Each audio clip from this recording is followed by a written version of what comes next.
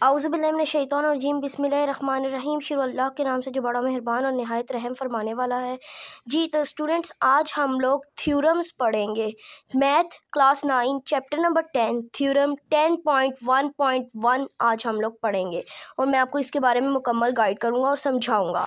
तो जी सबसे पहले है थ्योरम 10.1.1। सबसे पहले आप लोगों ने इसकी स्टेटमेंट पढ़नी है। In any correspondence of two triangle if one side and any two angles of a one triangle are congruent to the corresponding sides and angles of the other then the triangles are congruent। अच्छा, अब इसमें सबसे पहले देखें, in any correspondence of two triangles one side and two angles of one triangle are congruent to the corresponding sides and angles to the other then the triangles are congruent। angle side angle is congruent to angle side angle postulate। सबसे पहले हमने इसमें यह समझना है कि एक triangle की एक साइड और दो एंगल्स दूसरे ट्रायंगल की एक साइड और दो एंगल्स के कॉन्ग्रुएंट हैं। ये फिगर आपने बना लेनी है। ऊपर ये सारी फिगर ये स्टेटमेंट को देखते हुए ही बनी है कि एक ट्रायंगल की एक साइड और दो एंगल्स दूसरी ट्रायंगल की एक साइड और दो एंगल्स के कॉन्ग्रुएंट है।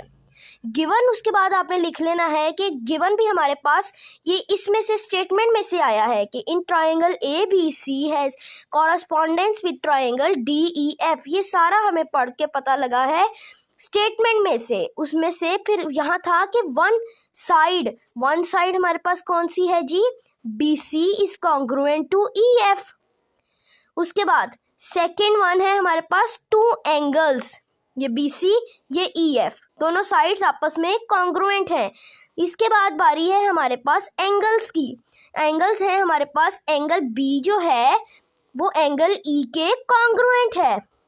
क्या एंगल बी जो है वो एंगल ई के कॉन्ग्रुएंट है। उसके बाद एंगल सी जो है वो एंगल एफ के कॉन्ग्रुएंट है। क्या एंगल सी एंगल एफ के कॉन्ग्रुएंट है। ये हमें कहाँ से पता चला, गिवन से। स्टेटमेंट के गिवन जो थी हमारे पास स्टेटमेंट से आ गई, सारी ये डिटेल स्टेटमेंट में बताई हुई थी। उसके बाद टू प्रूव भी अगर आप स्टेटमेंट पे गौर करें तो ये जो मैं येलो से हाईलाइट कर रहा हूँ ये भी स्टेटमेंट में टू प्रूव भी गिवन है। टू प्रूव है क्या, ट्रायंगल ए बी सी जो है वो ट्रायंगल डी ई एफ के कॉन्ग्रुएंट है। उसके बाद कंस्ट्रक्शन में आपने सपोज कर लेना है कि ए बी डी ई के कॉन्ग्रुएंट नहीं है। क्या ए बी डी ई के कॉन्ग्रुएंट नहीं है।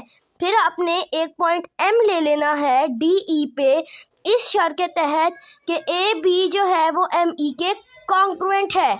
ए बी एम ई के कॉन्ग्रुएंट हो जाएगा और ए बी डी ई के कॉन्ग्रुएंट नहीं है।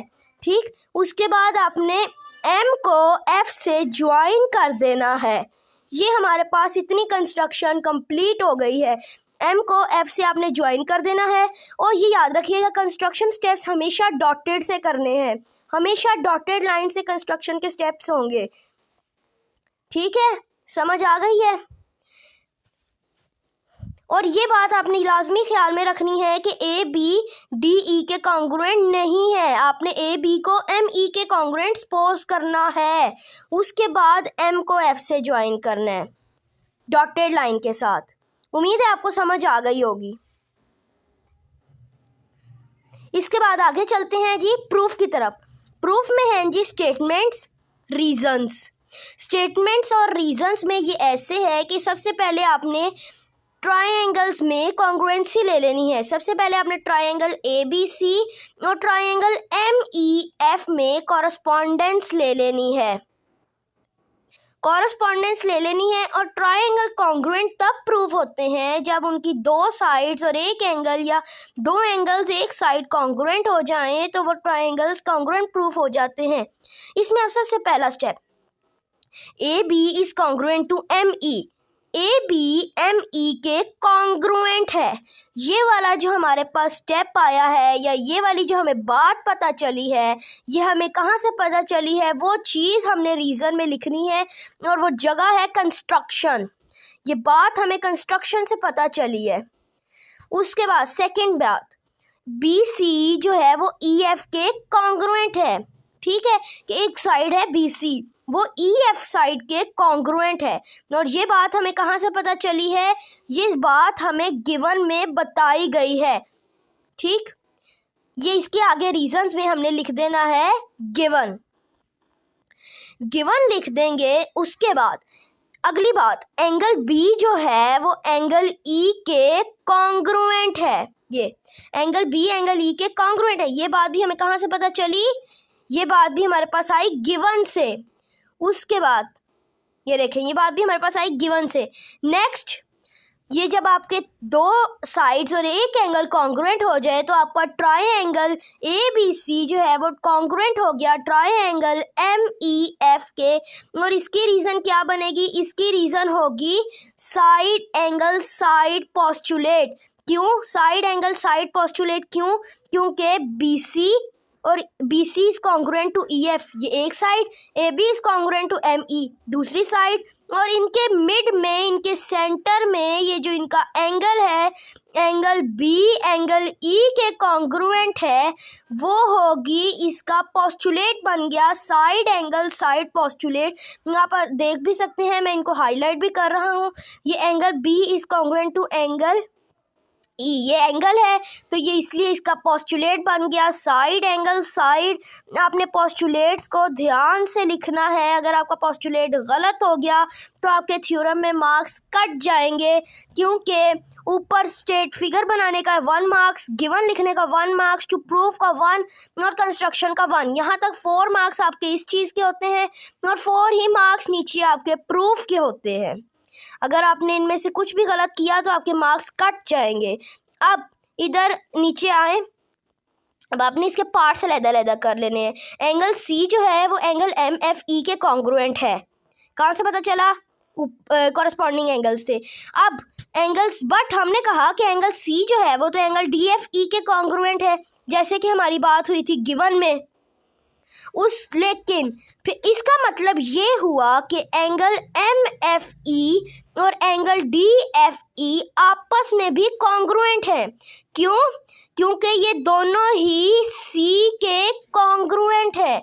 इसी वजह से ये दोनों एंगल्स आपस में भी कॉन्ग्रुएंट हो जाएंगे। ठीक, उसके बाद अब बारी आती है कि ऐसा क्यों होगा?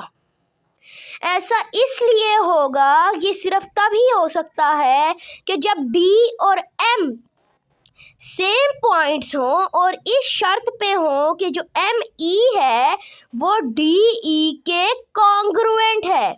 जब डी और एम एक ही लाइन पे पॉइंट्स होंगे और दोनों सेम पॉइंट्स होंगे और ये शर्त होगी कि डी ई और एम ई आपस में कॉन्ग्रुएंट हैं, तो आपस में जब ये कॉन्ग्रुएंट होंगे तो उसके बाद ये होगा कि ये दोनों कॉन्ग्रुएंट हो जाएंगे। फिर जो है हमने ट्रायंगल ए बी सी और ट्रायंगल डी ई एफ में कॉरस्पॉन्डेंस ले लेनी है, जैसे कि जो हमने प्रूफ करना था। अब हम उसमें कॉरस्पॉन्डेंस लेंगे और इसमें ए बी की साइड जो है वो डी ई के कॉन्ग्रुएंट है, जैसा कि हमने ऊपर प्रूफ कर दिया है।